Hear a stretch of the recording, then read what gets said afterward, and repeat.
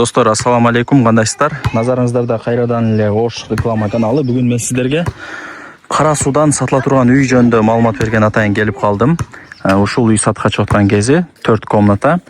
Видеону аягына чейин көрсөңүздөр, азыр баардык маалыматтарды берем.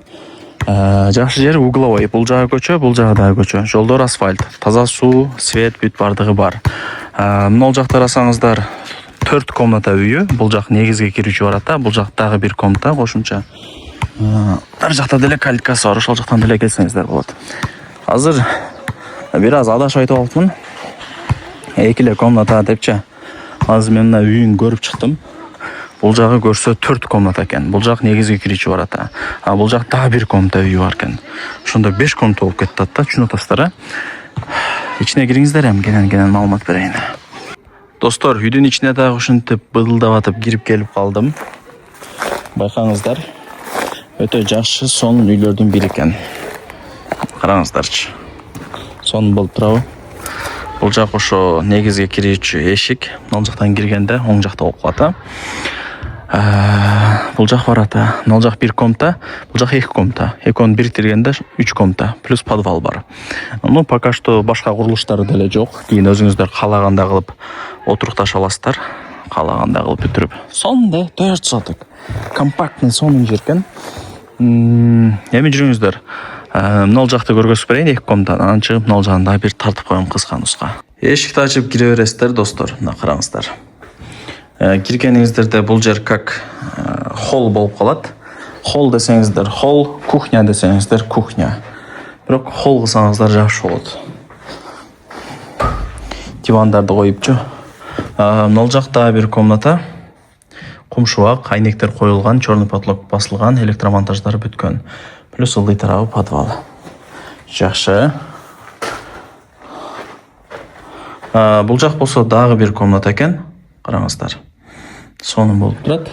Мына жак дагы 1 комната. Көрдүңүздөрбү? Өтө сонун үйлөрдүн бири. Мына жак болсо печканын местосы болот. И бул жактан бул жакка кире бересиздер. Жакшы. Мына караңыздар. Бул жак эми санузелдин местосы экен. Түшүнүп атасыздар, бул жак санузел болду. Ошондо мына мен турган бул спальня болуп калат. Бул жак эшик, бул жак печканын местосы. Мына жакты кухня кылып койсоңуздар өтө сонун болот да. Өтө сонун болот ошондойчу. Бул жак болсо ошо мен айткандай холл эле кылыңыздар. Дивандарды коюп, телевизорду коюп, киргенде таза кенен болуп турса жакшы да. Бул жак болсо как гостевой катары кетет. Коноктор ушул жакка кире берет өздөрү. Достор, мына комнатасын да бир көргөзүп коеюн. Өзүнчө бир комната экен буягы.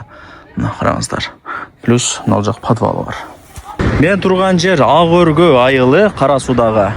Келүү жолун кыска түшүндүрүп коеюн. Кара Суу базарына жетпей, мына шаар жактан келгенде Матраимов беле. Ошонун мечитинен оң жакка кирсеңиздер, мына бул жакта болуп калат. Так, достор, колдон келишинче маалыматты бердим. Бул жак 1 комната плюс подвал менен, мына жак негизге кирүүчү барат. Бул жак болсо калитка, бул жак корозу болду. Анан достор, мына жакты мен адашып айтып алыпмын.